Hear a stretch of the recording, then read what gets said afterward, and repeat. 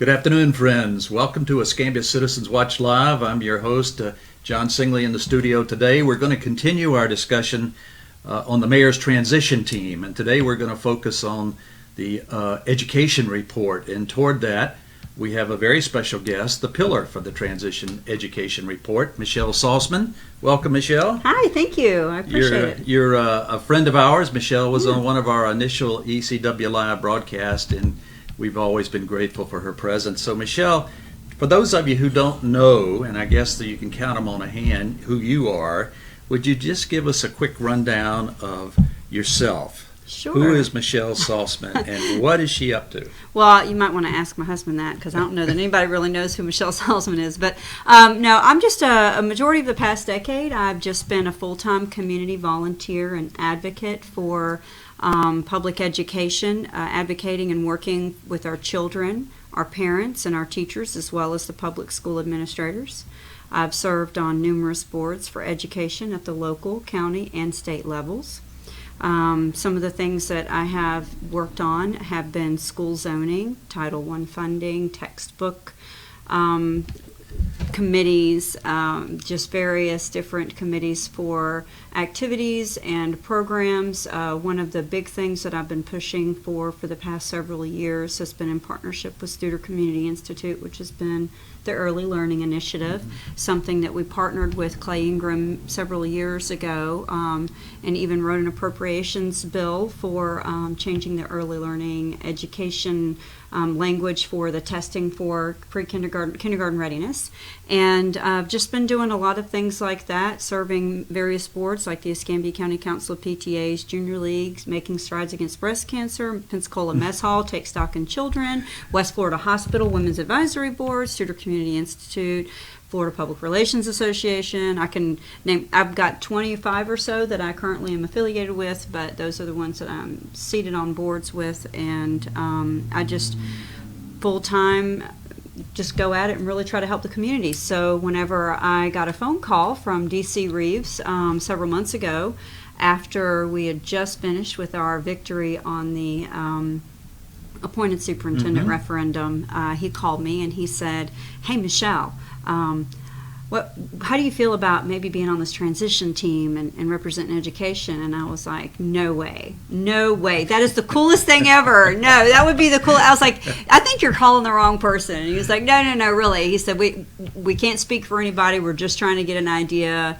You should be getting a call from Grover if we end up, having an education pillar, which to me was very interesting because it's never been a topic of conversation for local government. Right. Everybody typically just pushes education off as the responsibility of the public school system, Malcolm Thomas, and the school board and such. So it was kind of interesting that they even created that, which told me that that there's some good change going on in the community as far as the flavor of topic conversation, culture, things like that. So.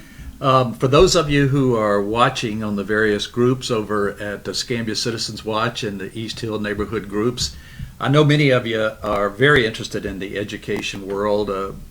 It's one of the most trending topics I see on these groups. So if you have any questions while we're live this afternoon for Michelle, put them in your Facebook comments, and we'll do our best to get them over to you. So Michelle, let's hear what else you got yourself into with the transition team. Yeah, so I got the call from Grover, and he said, "Hey, Michelle, this is Grover Robinson." And I was like, yes, I know who you are. He said, "Would you be interested in serving as the education representative for the transition team?" And I was just very excited to be even considered, and I told him I'd be honored to. So then the follow-up meeting was with Barbara Scott Payne, which is on the staff for Quint Studer, and we sat down and looked at various a lot of paperwork from examples of other transition reports from different cities around the United States, so I could kind of see what I was in for. And then I said, "So what do I do?" And they said, "Just do what you do.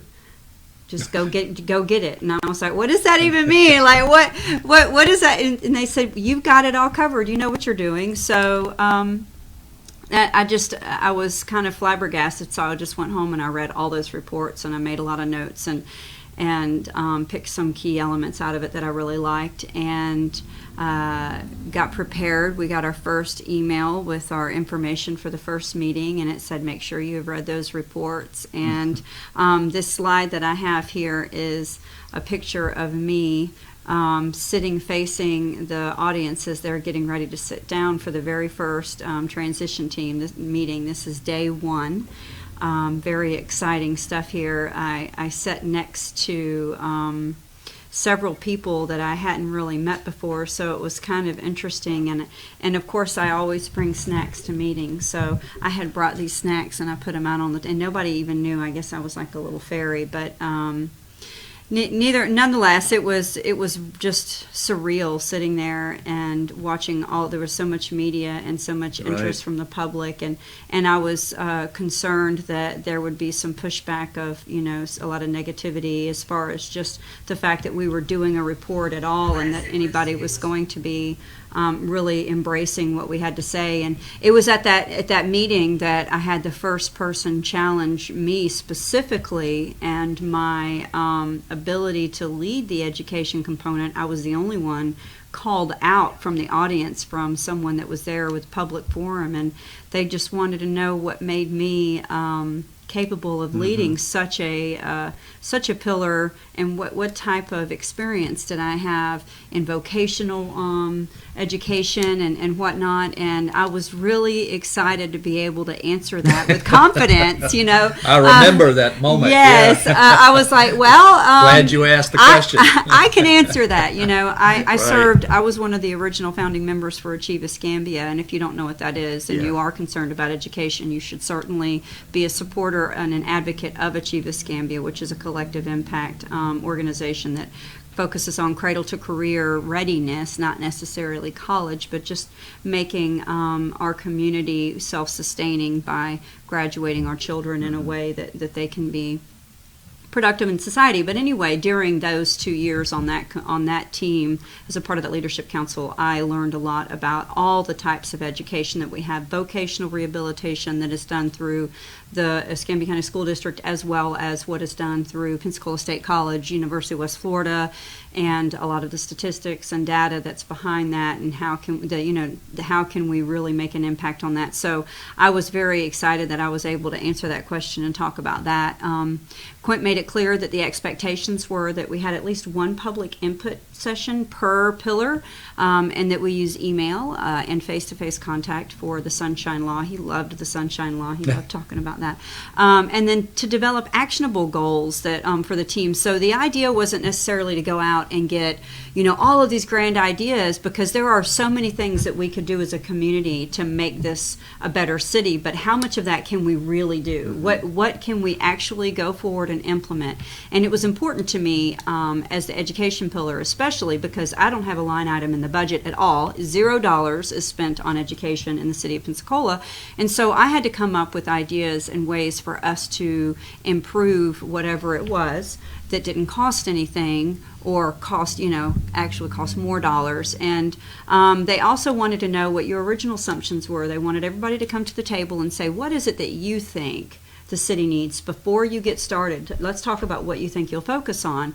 And so I mean, it was easy for me. It's something I've been working on for over a decade, and that's just collaboration, communication, and connectivity. You've got to collaborate with the various forms of government, with the various forms of nonprofits, with the various levels, the feeder schools to the elementary schools, and everything's got to connect in some way. Otherwise, you're reutilizing resources and you're not being effective or efficient. And so that was my number one thing. That was what I really thought that I would find, which is what I'd already been finding.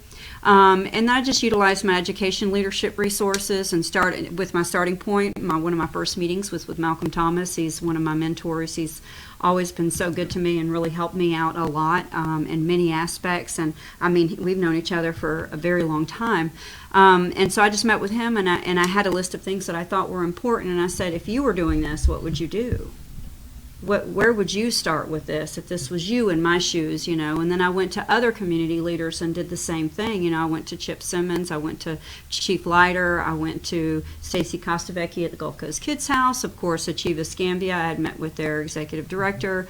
I met with Absolutely. The PTA was a huge resource because I just talked to parents through that organization. But in order to really collect an idea of a starting point, I just went to people that I knew and trusted that were real experts in what they were doing. I even met with private school leaders, directors of various private schools. Sounded in the like community. you were on a listening tour. Yes. Yeah, I had meetings. I think it was about 40 hours a week I spent just meeting people over coffee. I would just buy them coffee and just chat about it, just listen, because that's really how you're going to get the input. I met with Jacqueline on the homeschooling issues. And really our talked to her. Jacqueline. Yes, that's Jamie right. Rogers. That's right. Yeah. How about that? And just talked with her about, what she would like to see in expectations as far as homeschooling. Yeah. I got a lot of data from that. Of course, I met with transportation people and just really went through and I brought a slide here. There's me and Sherry Myers walking the school zones and the neighborhoods. We walked during the time whenever it was drop off for the kids and pick up, and it was a very cold morning, which was, you could tell that was like December, but we just walked the neighborhoods and she showed me the accessibility issues, the walkability issues, and the crosswalk things, just a lot of her concerns. And of course, I took all of this information that I had and went back to the school district transportation team and just talked to them about some of the concerns, and as well as some of the county and city leadership, talking with them as well. Now that seems, you had mentioned earlier perhaps that it's not intuitive that the city would have a stake in the education That's processes. Correct. That's correct. This appears to be one area where they do intersect. It's more than the that. Streets and sidewalks. They intersect in more capacities than a lot of people put together. You really have to connect the puzzle pieces. For instance, the hungry children, the lack of power for the families, the unsafe neighborhoods, the crime rates, things like that. All of those things affect education and the learning environment for the child. And if we can work on that together as a team and really create a whole picture of how do we fix these issues for the children, then our education will be better. The children will learn better. Our graduation rates will increase, of course, our employability and things like that. So the economy will become better. But the puzzle piece here in particular was the safety for the children to get to and from school. And it was a very much echoed conversation. This was one side of town. I went on other sides of town and they had the same concerns. And conversation pieces were, I can't walk my kid to school this way, or the buses or the car rider line, And so the conversations were consistent about those issues. But I can tell you, while there are some things that we could improve on as far as the school district side, we're pretty solid. We have a great team in place. The transportation department in the Escambia County School District does go and do site visits on location at a regular basis during the peak hours. They watch it firsthand and they bring out their experts and their DOT people, and they really do evaluate what's going on. So the problem that we have here, which is something that's mentioned in the solutions later on down the conversation, is the connectivity thing that you just mentioned. The fact that we really need to bring this together. What does the city do versus the county? In the slide that you just saw, we were right by the county city line, and they did a great job with the sidewalks. The city did with the sidewalks and the lighting, and they even had traffic light done. And then as soon as you cross the street and you're in county, it's dark, no light, no sidewalk. Where the sidewalk ends, there's nothing. So when you cross the street, you're crossing the street into complete darkness.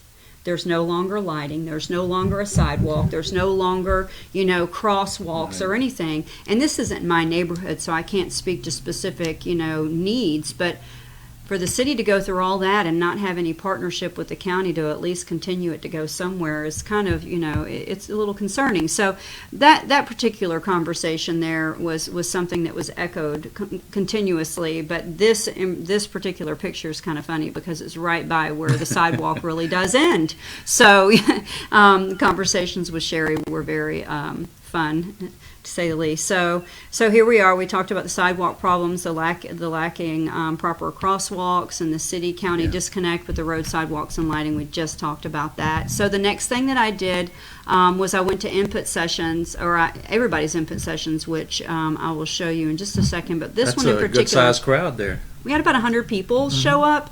That's just a quarter of the room. It's in, I think that's the media center for Cordova Park. The Cordova Park PTA, of course, you know, those are my peeps. PTA moms are awesome. The Cordova Park PTA and the Cordova Park Neighborhood Association partnered together, and they had one big meeting. And of course, it was public for everybody. Anybody could come. We had people from all over the city come to this, but we live streamed it from Escambia County Council of PTAs to bring that partnership together, so all parents could be engaged in the education conversation. If they had questions, they could follow up. It got over 12,000 watches, so it was watched quite a bit for just a live stream, 1 hour input session. The mayor came and introduced himself to the crowd. A lot of the people here had the same conversation. We had people wanting to talk about traffic, walkability, which Drew was there, and then I believe Brian Wire was there, Walker Wilson. There was a lot of people at this particular input session that I hosted. I also went to at least one of everybody else's input session in the pillar. I felt like it was important because sometimes your education touches everything. It's such a broad conversation, like I said, in the walkability and whatnot. So let's see here. Here's Grover with us. I'm with this Cordova Park PTA people there.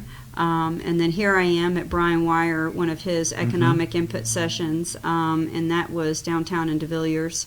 And that was actually very well attended too, and he hosted a lot, but I went to 3, I think, of his in particular because he had so many and it was so easy to go to. But every single input session that I went to, there was somebody there with an education question, which really validated my thought process on coming to these things and making myself present for whoever had any questions. Of course, here's one on finance. Now, this is funny. You see Bruce leaning into it, looking at the count. The city was answering a question, and he was like perplexed. I remember this one. Yeah. Yeah, he's like, "Oh, really? Is that how it goes?" You know. And I'm just sitting in the corner, like, "Get him, Bruce." That's Dick Barker over there. Yeah, that's right. Yeah, Dick's very smart. Yeah. And then, of course, Barbara Scott taking notes. But I took pictures and kind of shared it with people. So this was actually a shared input session. You can see other people on the transition team were there talking, but I just attended and shared it and asked for questions from other people to see if they had anything. And here I am at Christy Tobias. Now, see, that face right there is a face of this woman is so smart. That Christy chick, man. If I had a muse, it would be her. She was just so articulate and so welcoming with her conversation and input with these people in the community, and she held several of those, but this is just one I happened to be at. I think, and there I am wrapping up the findings. So after I attended all of these public input sessions and had my own public input session, that's me and Brian. We call each other brother and sister now. I won't tell you how that happened, but that's the way it is. I gave everybody Valentine's gifts. We met on, I think it was on Valentine's Day, if it wasn't like the day before, and everybody, I gave snacks every time. So this is Brian just showing off the Valentine box. It had some really fun snacks in there. Sidebar, I have a blood sugar problem, so I have to always have snacks. And in these long meetings, if I bring snacks, I look like I'm rude eating. So, but if you bring snacks for everybody, they're like, "Oh my gosh, the snack lady!" You know, she's so. So they called me the city's room mom. It was so cute, but really it was so Michelle didn't die of blood sugar issues. So but that's him with that. And so we're wrapping up the findings here. Sorry, my necklace got in the way. So we talk about what did we find. What are some key takeaways? And we can go right back to the conversation that we were having at the very first meeting. You know, education is a priority because it's the cornerstone of guaranteed future success for our community. So how do you have that? How does it guarantee, the success for our community? Well, it gives you better opportunity, it reduces the crime rate, it gives you a confident community. So when they're making choices, they make informed choices that they feel confident about, which makes them better citizens, and it makes them more productive society. That's a great point. Yeah. That is a terrific point. Yeah. So, education, it really just, it oversees everything. And so this is something that I knew was really important, and it was so exciting to me to see that the city thought it was important. Yeah. So we go into the recommendations. Yes. So the first recommendation, which goes right back to the very first meeting, it goes back to the biggest opportunity is collaboration, communication, and connectivity. We need to collaborate as a county, city government, and as the Escambia County School District. All of us together need to be collaborating. Of course, the lack of walkability, like I said, that was a concern everywhere I went. People were talking about the safety of getting to and from the schools, to and from the library, the community center, wherever it was. Can we get there okay, And then a need for mentor programs and a better education culture. As the city, especially as the city, you need people with trade skills. You need people that do the trash. You need mason workers. You need people that can fix the streets. All these different skill sets. And we have 0 mentor programs from the city to the school district to prepare and educate our children to become career ready and when they come out of high school. And it just seems like a no-brainer. This is something that anybody could implement, right? I want to ask you, if I may, a question about your first one here. Sure. This seems to be a thread that runs through all of your report here, the collaboration and communication and connection. Right. I've always been impressed, Michelle. You seem to be an advocate of the old phrase, management by walking around. You spend a lot of time out and about. Yeah. And I know I was also a bureaucrat in the military, and I know how bureaucrats like to live in their cubicles and communicate by email and not much out and about because you have to get permission to leave, all of this. So it is being out and about, is that, how do we increase this collaboration? Meetings, people hate meetings. They don't like to go to meetings. I love meetings. So I love do we need to be meetings. more out and about? Yes, but I do I love meetings. I love the little one-on-one coffees that I have with people. I've had 3 today with random people. People reach out and say, hey, I have a question. I say, let's go have coffee. Let's talk. When you're face-to-face and you're having that conversation with somebody one-on-one, you understand, you can feel the energy that they have, and you learn a lot about what their passion and drive is and what really they're looking for. With this in particular, the collaboration piece, if we could just have a specific team of people together that have to come and talk to one another once every 3 months, once every 4 months, once every half a year. The mayor, the superintendent, somebody from Parks and Rec, maybe even the community involvement coordinator at the school district, the chief of police, the county commissioners or the administrator. If we have somebody representing each piece of that component and we bring them together and it's an intentional conversation, we know we have to talk to these people about education every 4 months. I think that's what I put in the report, was just every quarter. I saw your recommendation in the report somewhere that the city would have a council made up of all the stakeholders. Right, which the mayor, the superintendent, maybe the community involvement coordinator, someone with Parks and Rec, someone with the county commissioners, on the county side. And they just come together intentionally. If it's an intentional conversation, that means they're thinking about education. They're thinking about what can they bring to the table when they have that meeting, or what can someone else bring to them that they are in need of. And how can they report progress at the next meeting? You know what I mean? It creates accountability. When there's an intentional conversation, when you know you're going to meet somebody and a fellow leader, you're not going to just show up. Yeah, you're like, okay, what do I need to do? So I feel like that's really important. It doesn't cost anything. It Have only you takes talked up to the an mayor hour. about that? I not in depth. To be honest with you, I did share this with the people that I thought should be on the team, and they all thought it made a lot of sense. And I haven't followed up to see if they've scheduled anything yet. Not that education isn't very important, but with what we had going on with the transition and the safety issues, I feel like follow up in a few months from now is a good, Mayor's got a lot on his plate. Yeah, there's 12 people. There's 12 different topics here, Yeah. and I'm not nobody's going to die from education right now. The school year's almost over. We've got a Exactly. whole summertime. We can talk about this. So, a lot of people ask me almost daily. They say, "So have you followed up yet?" I say, "You know what? Let's give him a minute. He's in the transition. They're trying to create a strategic plan based off of this report. Some things are more Employee pressing than others. surveys and all of that. Yeah, he's got his hands full. He does. So, it would be kind of, it just wouldn't be right for me to be pressuring him about something like this that he could do next month or the month after. Now, I will be following up in a couple of months because that'll have given him some time. You have School will other be starting. recommendations concerning community centers. Yeah, I did. And I visited Teresa all of tells them. me that's a hot topic around the city anyway, and I know out in the county they have community centers. They do have So community what did you centers. find out? A lot of disconnect, really. I spoke with the leadership at Parks and Rec, and they are just, first of all, they're phenomenal. They have such a heart for what they do. They have a passion for helping the children, and they really love coming to work every day, and that says a lot about, them being in the right place. They have some things like the Playbook, which is a magazine that they create that's published that has Yes, information on the community centers. They have some databases that they have that are not connected or collaborative with the other city information or with the community as a whole. So I found a lot of opportunity for collaboration.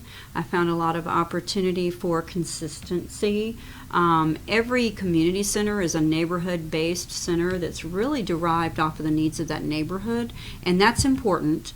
But there are some things, I think, in my opinion, in this recommendation, that should be more structured. We should know when the community center is going to be open, when the community center is going to be closed, when it's free to use, when it's not free to use. We should know who the partners are in that community center. We should be able, as a community member, to go on the website for the city and find out what the Fricker Center is doing and who their community partners are. Because what if I'm a nonprofit? Let's say I'm Hungry for Justice Foundation and I'm doing cooking class actually it's at CA Wise tomorrow at 3 o'clock. It's free.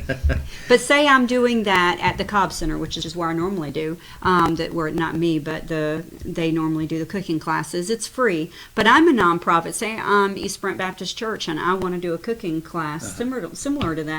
I would have no idea that resource is available and that nonprofit is working and doing that good deed.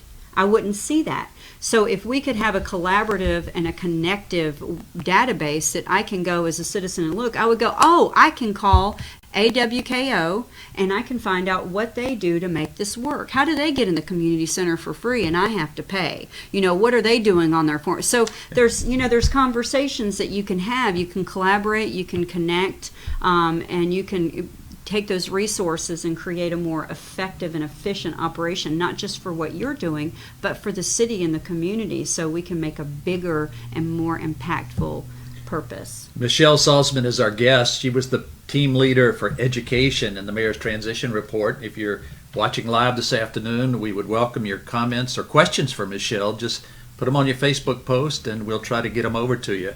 Okay, Michelle, back to you here. Sure. Just talking about the community centers.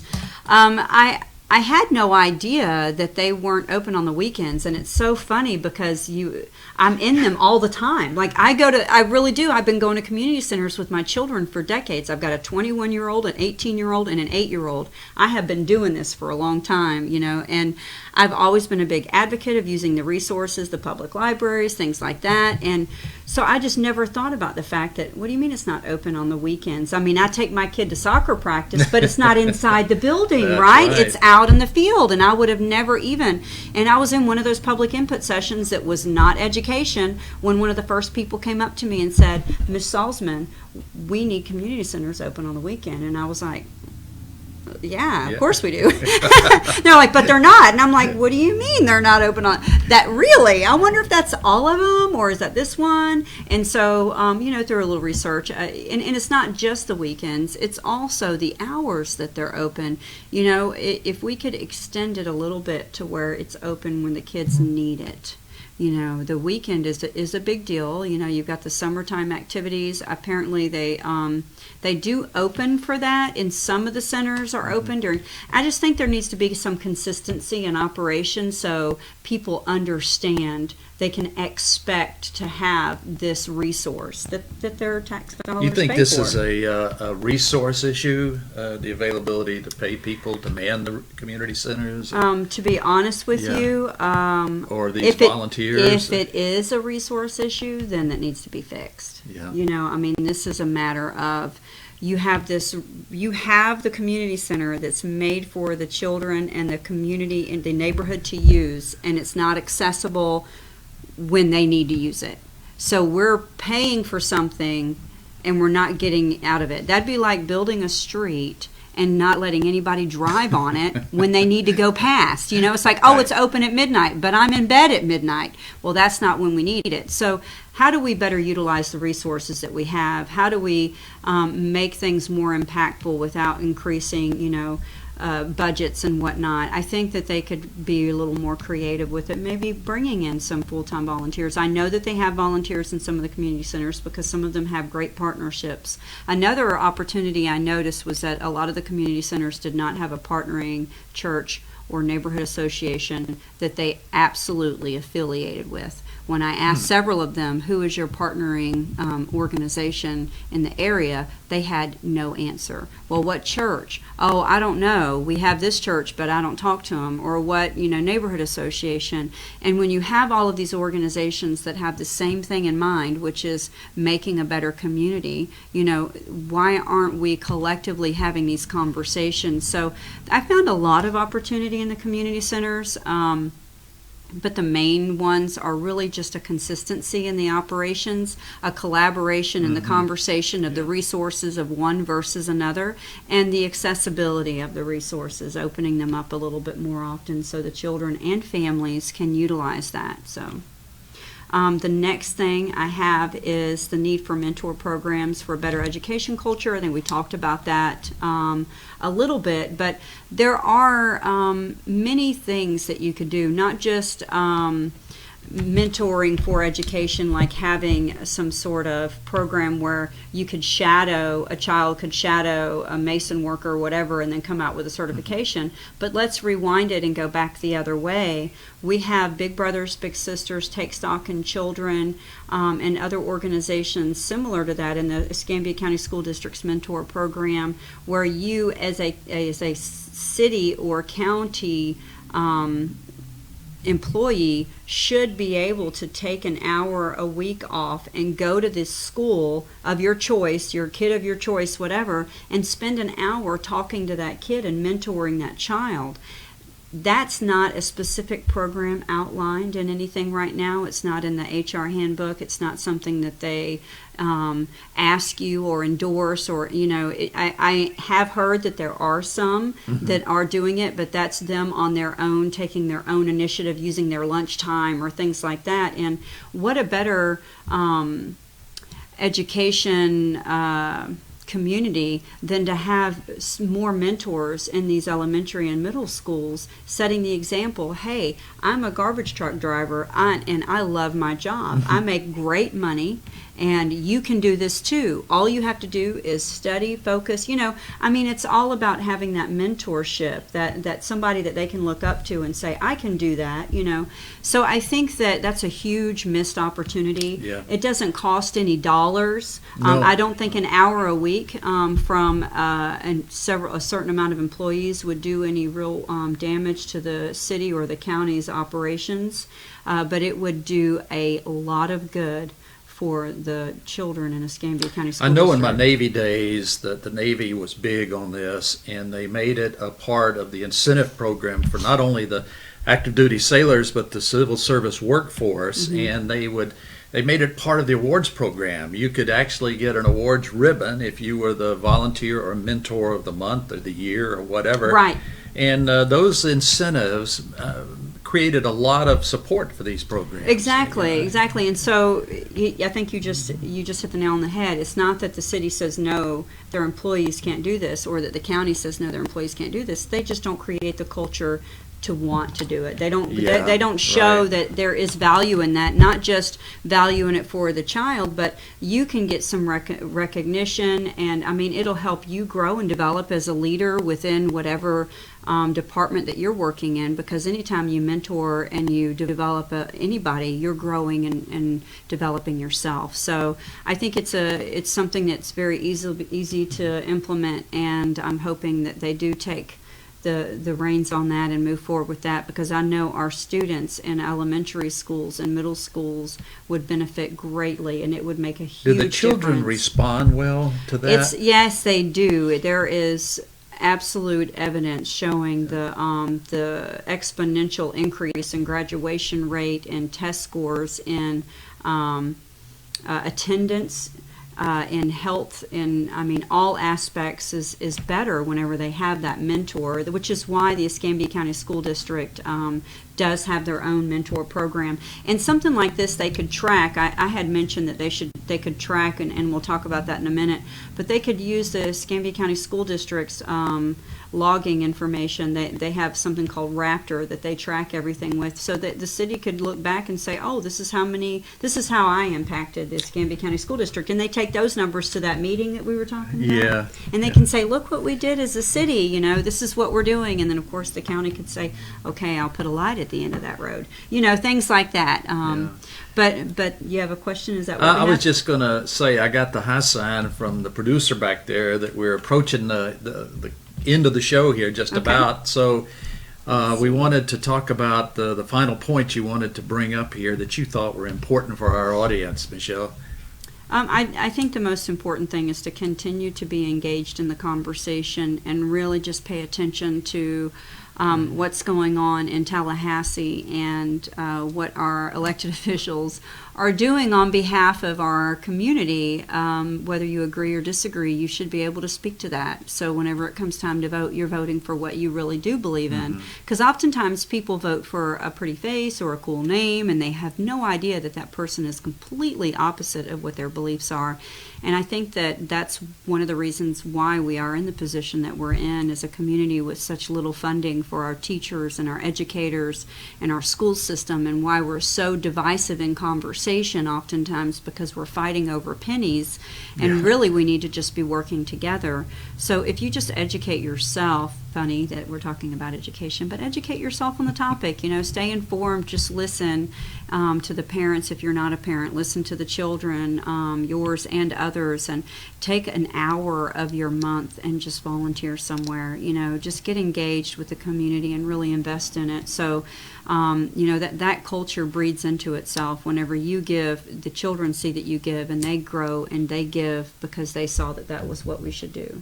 Michelle, in the remaining minute here, I do have one question that's kind of stuck with me for a while, and I'll try to stick it in here at the back end. But you talked earlier about the large number of viewers when you streamed your community meetings as part of this. Yes. And we all know you as an advocate in the community. And what role do you see social media playing in helping close these communication gaps? I mean, the younger people don't read the newspapers, they don't watch the TV, they're all on social media, and yet many of the decision makers are just the opposite. So what have you learned in your experience with being an advocate and using social media? I can tell you that whenever I first started on the Escambia County Council of PTAs many years ago, nobody really understood the impact that the county PTA had on the community or the voice that we had within the school district. And it was because nobody was shouting it, screaming, hey, this is what I'm doing, And so I made it was my purpose.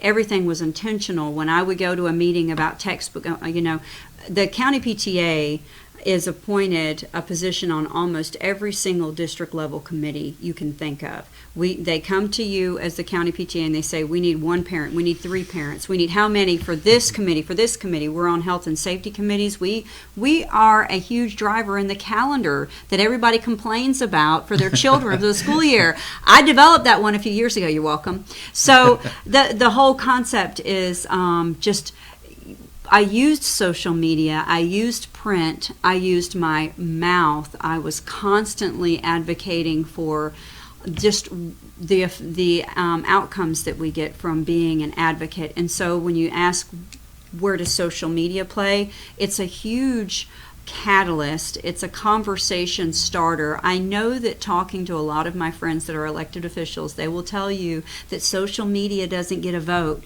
It doesn't get the vote, but everybody knows in marketing, which I am a marketing consultant, everybody knows in marketing that you have to see it at least 8 times before you want it. So if you see it on social media 30 times, but it's not going to make you vote for it, eventually you're going to want to vote for it because you saw it, the frequency and times that you saw it or saw that discussion. So it's very important, but there's a big picture here. It's not just about social media. You have to have it all. And the idea is, where is your balance? And for parent engagement, for education conversations, it's a younger generation of people. They're not the ones that typically read the paper as often. They're not the ones that typically watch the news as often. So the social media aspect has helped really grow and develop the following for the PTA, and has really helped give us clout in the community over the past 5 years.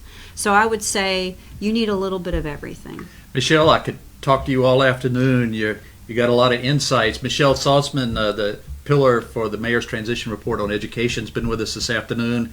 She's smart, she's funny, and she is very insightful, and her energy is just off the charts. So Michelle, thank you for finding time for us this afternoon. We appreciate honored. this a great deal, and I hope all of you who are watching have found this useful and benefit. It will be up on the ECW Live page for quite some time, so they can tag me in a question. If you tag me, I can respond. I won't, I don't get notifications constantly, but I'll be happy to answer questions that you might have or connect you in a way if you have questions outside of the education report. There you go. And Michelle is on Facebook and probably Instagram and just about everywhere, so she's very, very reachable. Again, Michelle, thank you. We really appreciate it. And for all of you who've been with us, thanks for joining with us this afternoon. I want to thank Teresa Hill back there, who is the brains behind all of this and makes us all look sharp.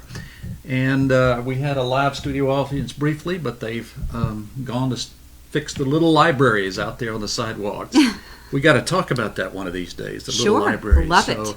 On behalf of the entire team here at ECW Live, thank you, and we'll see you again Monday as we start our series on Bio Chico and the Hidden Lake. So join with us, and have a great afternoon and evening to all of you.